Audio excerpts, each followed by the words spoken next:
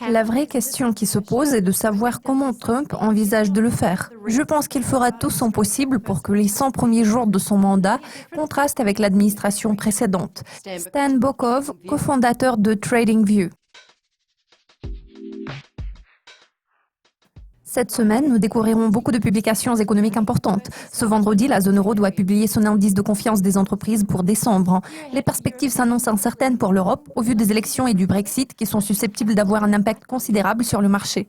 Vous attendez-vous à une amélioration de la confiance des entreprises en décembre ou bien pensez-vous que ces données reflètent une accentuation des incertitudes ? Merci de votre question. Cette semaine abonde en publications économiques intéressantes. Ces données nous donneront une meilleure compréhension de ce que cette année nous réserve. L'indicateur du climat des affaires a chuté à 0,42 en novembre, après une hausse vers le niveau de 0,56 enregistré en octobre. L'indice a atteint son plus bas sur 3 mois, ce qui préoccupe les participants au marché.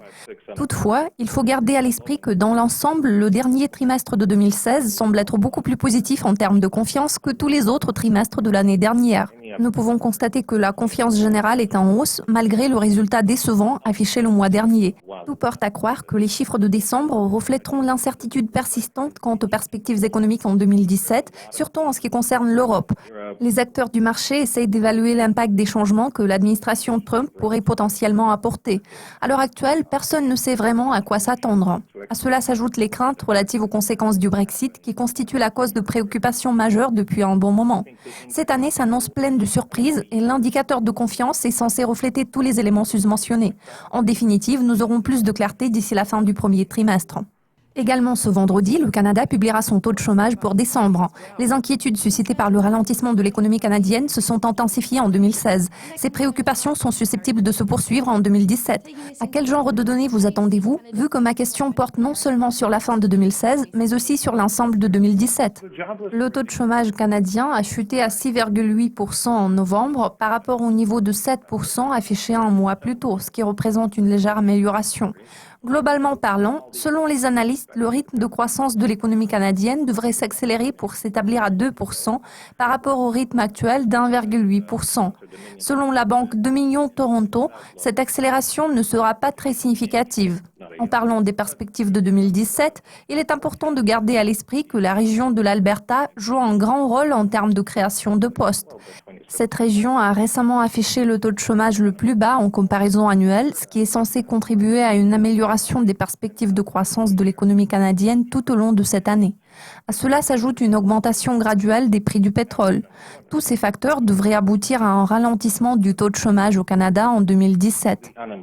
Je voudrais souligner que l'accélération des prix du pétrole sera l'un des principaux facteurs d'influence sur la dynamique du chômage dans la région de l'Alberta.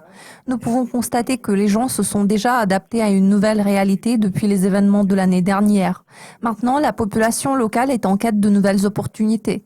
Les habitants de cette région ont déjà appris à s'adapter à des circonstances défavorables.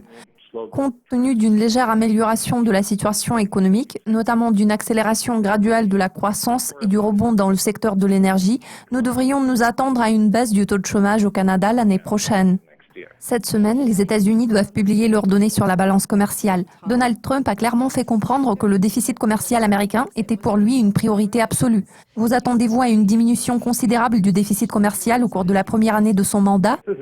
Votre question me paraît très intéressante. Pour l'instant, ce ne sont que des hypothèses. Donald Trump a fait une multitude de déclarations. Cependant, la vraie question qui se pose est de savoir quelles sont les actions que Trump envisage de prendre et qui va soutenir ses propositions.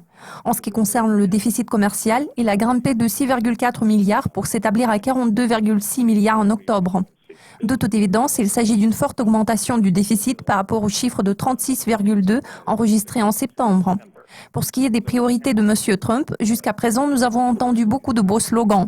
Il se peut qu'ils indiquent dans une certaine mesure l'orientation générale de la future politique de l'administration Trump. Certaines déclarations de Trump ont toutes les chances d'être soutenues par la majorité des conservateurs. En l'occurrence, il ne s'agit pas uniquement de sa volonté personnelle.